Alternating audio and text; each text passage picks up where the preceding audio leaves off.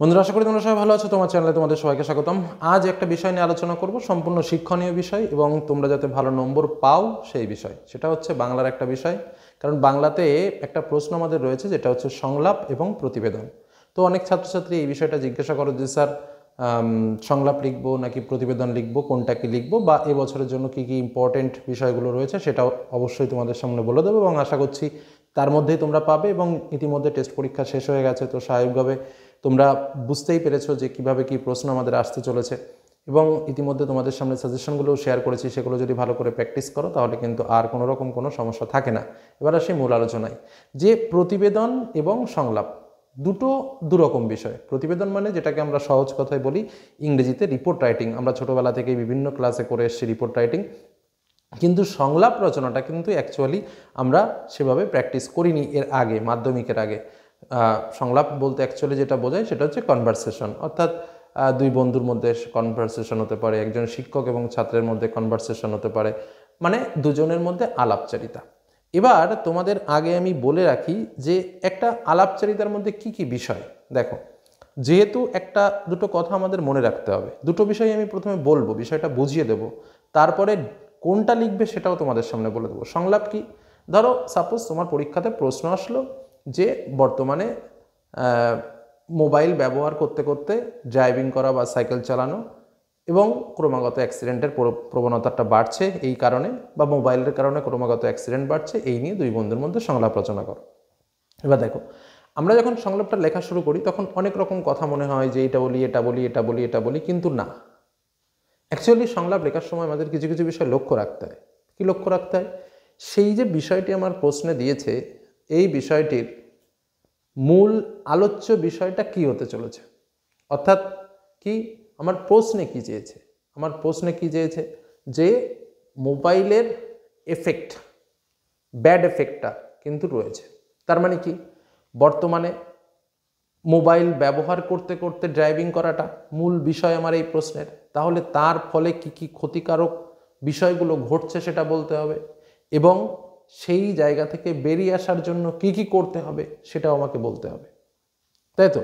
এবার বলা তো আমি পয়েন্ট করে করে বলবো না যে এটা করলে এই হবে, এটা করলে এই হবে, সেটা না। তাহলে কিভাবে সেই বলাটা আমাকে বলতে হবে?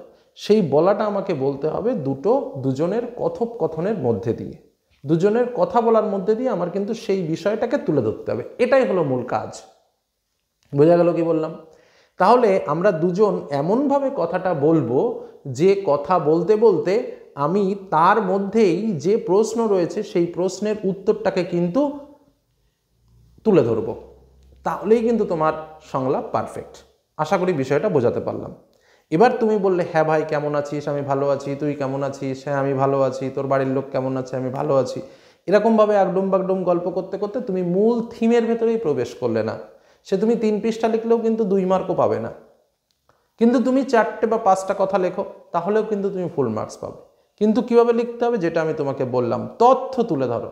একদম স্টার্টিংয়ে একটা দুটো কথা অবশ্যই তোমাকে বলতে হবে, বলার সঙ্গে সঙ্গে মূল তথ্যে প্রবেশ করে যাও। তাহলে বর্তমানে তুমি কি দেখছো, দুটো তিনটে দৃষ্টান্ত উপস্থাপন করো। এর খারাপ এফেক্টটা কি, মাইন্ড চেঞ্জ হয়ে যাচ্ছে সেই বিষয়টা বলো। তারপরে স্বাভাবিকভাবে এর ফলে যে বিপদগুলো ঘটছে সেই বিপদগুলোর কথা বলো। সে একজন বন্ধু বললো, আরেকজন বন্ধু বললো, সেই বলার মধ্যে দিয়ে কিন্তু এই কথাগুলো ফুটে উঠবে। তারপরে স্বাভাবিকভাবে এটাকে কিভাবে কি ক্লোজ করা যায়, কিভাবে বন্ধ করা যায় সে সম্পর্কে 2-4টে উপদেশ দাও। তারপর সেখান থেকে বেরিয়ে আসো, সংলাপ কমপ্লিট। আমার বিষয়টা উপস্থাপন করা হয়ে গেল। মূল বিষয়ের উপর তোমাকে জোর দিতে হবে, তাহলেই তুমি কিন্তু সংলাপে ভালো নম্বর পাবে। বোঝা গেল? নেক্সট আরেকটা বিষয় যেটা রয়েছে সেটা হচ্ছে আমাদের প্রতিবেদন। প্রতিবেদন স্বাভাবিকভাবে ছকবাঁধা লেখা, তোমরা ভালো করেই জানো। এবার এই ছকবাঁধা লেখার মধ্যে কিছু কিছু বিষয় আছে। মূল ঘটনা, কখন ঘটলো, কেন ঘটলো, তার পরিপ্রেক্ষিত কি, সেই মুহূর্তে কি কি ঘটনা ঘটেছিল, পরবর্তী মুহূর্তে কি কি ঘটনা ঘটেছিল, বা শেষ পর্যন্ত এখন কোন পরিস্থিতিতে দাঁড়িয়ে আছে। যে কোনো ঘটনা, সে অ্যাক্সিডেন্টাল হতে পারে, বা বিশ্বস্নায়ন হতে পারে, বা অন্য কোনো এফেক্ট হতে পারে, ভূমিকম্প হতে পারে, যাই আসুক না কেন, প্রাকৃতিক দুর্যোগ বিপর্যয় যাই আসুক না কেন, এরকমভাবে। তাহলে প্রত্যেকটা বিষয়, যে পয়েন্টগুলোর কথা আমি বললাম, এই পয়েন্টগুলোকে কিন্তু তোমাকে মনে রাখতে হবে এবং ওই লেখার মধ্যে এই পয়েন্টগুলোকে উপস্থাপন করতে হবে। বোঝা গেল? তাহলেই দেখবে অটোমেটিক তোমার লেখাটা দাঁড়িয়ে যাচ্ছে। এবং তোমার সুন্দর একটা ফিগার চলে আসছে। বোঝা গেল কি বললাম? এটাই হলো কিন্তু প্রতিবেদন এবং সংলাপ রচনার মূল বিষয়। এই বিষয়টার দিকে লক্ষ্য রেখে যে যেটা লিখবে সে সেটা লিখলেই কিন্তু ভালো মার্কস পাবে।